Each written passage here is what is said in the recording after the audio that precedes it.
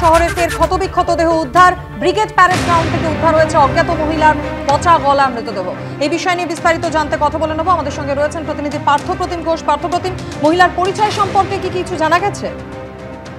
দেখো, মহিলার পরিচয় জানা যায়নি এবং এই রহস্য মৃত্যুর যে ঘটনাটি ঘটেছে সেই ঘটনার তদন্তে একদিকে যেমন ময়দান থানার পুলিশ, পাশাপাশি কিন্তু কলকাতা পুলিশের গোয়েন্দা বিভাগ তারা যৌথভাবে নেমেছে এবং যে জায়গায় দেহটি উদ্ধার হয়েছে সেই জায়গায় ইতিমধ্যেই জায়গাটিকে ঘিরে রাখা হয়েছে এবং দেহ উদ্ধার করে কিছুক্ষণ আগে ময়নাতদন্তের জন্য পাঠানো হয়েছে। দেহ বেশ কিছু জায়গায় সেটা পচে গলে গেছে এবং দেহে যে বিষয়টা রহস্য জানা পেরেছে সেটা হচ্ছে বেশ কিছু জায়গা দগ্ধ অবস্থায় রয়েছে।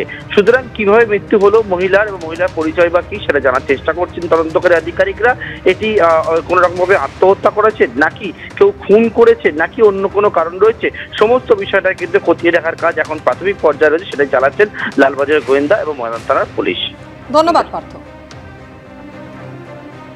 আমাদের হাতে আরো 1 মাস আছে, আমরা যেন সেরকম ভুল আর না করি। এখনো ভুল করছি না যে তা নয়, ভুল করছি, ভোট কাটছি এবং যাতে 2-1টা জায়গায় ওরা জিততে পারে তার জন্যে আমরা যথেষ্ট চেষ্টা করছি। আমরা বলতে আমরা সারা বাঙালিরা বলছি, আমরা নয়। প্রত্যেকটি পদক্ষেপ খুব সুচিন্তিতভাবে আমাদের করতে হবে। চলো হে, লড়াইয়ের দিকে যাই, লড়াই এখনো শেষ হয়নি। আমাদের একটাই কথা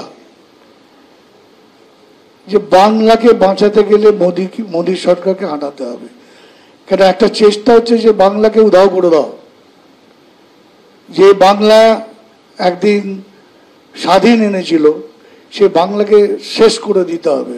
আর বাংলাকে শেষ করতে গেলে মমতা ব্যানার্জিকে আগে আটকিয়ে দাও, তাকে যেভাবেও কাজ করতে না দেয়া, এই পরিকল্পনা করেছে। এটা বিরুদ্ধে আমরা আজকে এখানে এসেছি।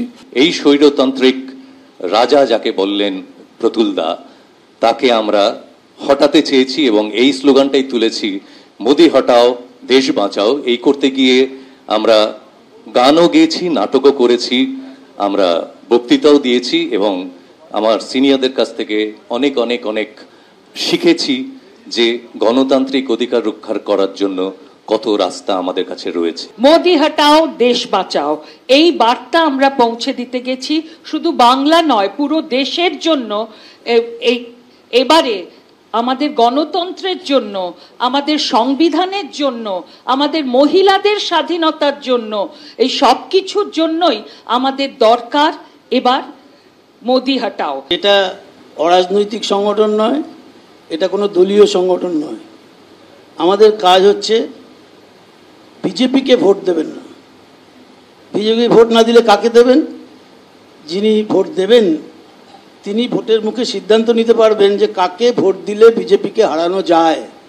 এটা 2021-এ এখানকার মানুষ বিশেষ করে সেই পরীক্ষা দিয়ে এসছেন। ফলে মঞ্চের পক্ষ থেকে, ব্যক্তিগতভাবে আমাদের অনেকের অনেক রকম মত আছে, মঞ্চের পক্ষ থেকে কিন্তু এরকম মত আমাদের নেই যে মঞ্চটা তৃণমূলের পাশে দাঁড়াবার জন্য মঞ্চ।